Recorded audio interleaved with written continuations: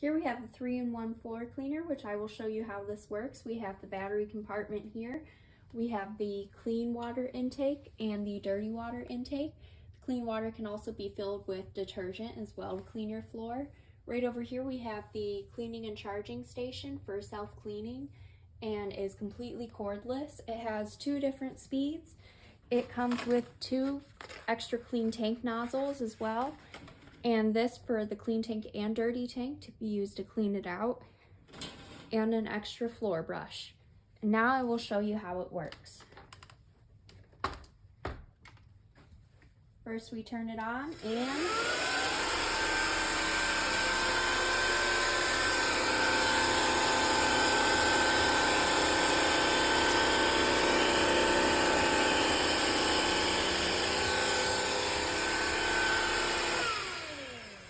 and it also has the feature to self-clean, which we will set it on the charging stand now.